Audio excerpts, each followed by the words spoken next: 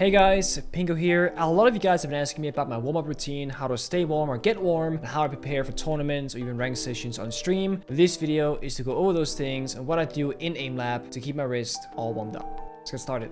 Alright, so this is the playlist. Grid shot, spider shot, sphere track, and spider shot 180 degrees. Essentially, this is on speed, precision, tracking, and then flicking. Obviously, you have flicking in every single aspect, some being more than others, but the general gist is about the same. This playlist will be in the description below, where you can download it, play if you want to, etc. So grid shot, speed. You can either care about precision here or just go crazy, it's up to you. You can tell you're slow in between each shot, making sure that you're there before you click. You don't want to misclick a little bit off, you know, like this, like that. Or you can just go crazy, maybe misclick a little bit, then you just go again. Just to kind of spam left click as you think you hit the market. As you see disappear, you flick towards the next one. Again, slower, making sure we're on the ball, accuracy. And maybe just bit by bit, as you get comfortable with the speed, you can increase it. Also, try and challenge yourself, whether it's the score, speed, accuracy, whatever. Try and be like, oh, I want to improve in this area, I want to improve in that area, and then focus on it. Accuracy, boom, boom, boom, boom, boom, boom, boom, boom, boom. Speed. We're gonna lose accuracy, we're gonna do worse. Next up, we got grid shots. We got one ball, flick, one ball, flick. Balls change size to really get small as you hit them to further challenge. This, of course, focuses on the flicking and transition between two targets. See, they get smaller and smaller with time, so you can start pretty fast at the bigger balls hit, and then you kind of gotta go slower as time progresses. Or you're crazy, go super fast. Concept is very accurate for most FPS games, where you're gonna go from one position to another. Same when you're clearing rooms in any FPS game, you're going from one position to the second.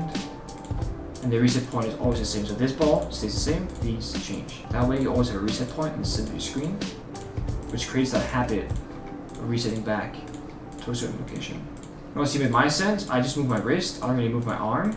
If you play a lower sense, you might be to like drag your arm across the desk, maybe not. If you play a higher sense, well, you just use even less wrist than I do.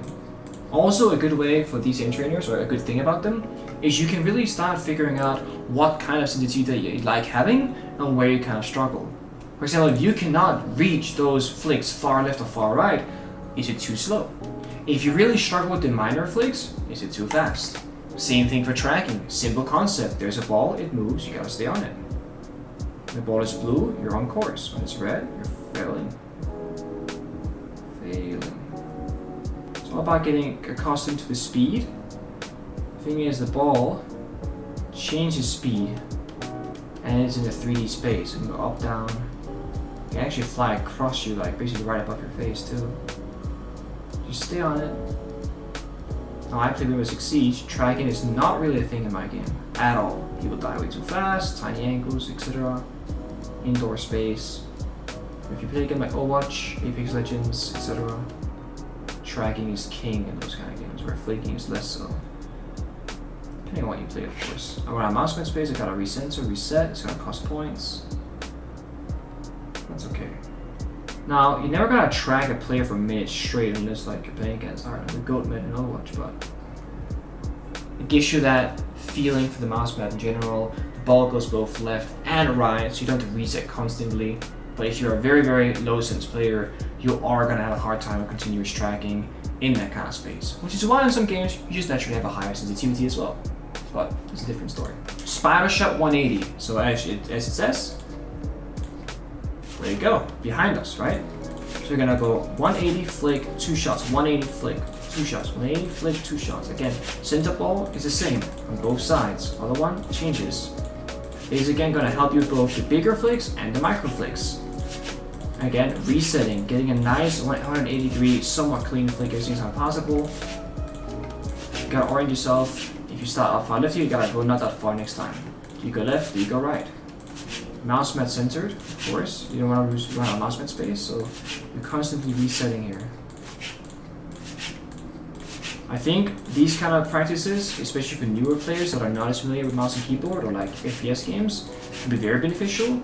Because a 180 degree flick, like you see right here, is the biggest flick you'll ever need in any FPS game. As long as you're flicking in the right direction, left or right, you never need any further than this 180 degree radius. Whereas, I mean, you can do a 50 trick shot but all you need is the 180.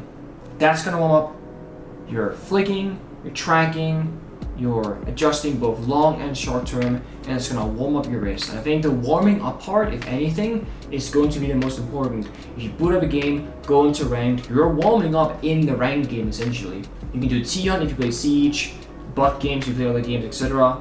But for the amount of seconds or minutes you spend in the server and aim lab or in aim trainers in general, you're gonna end up, of course, with a lot more efficiency because every single second is spent practicing those skills. There's no respawning, no loading in, none of that stuff.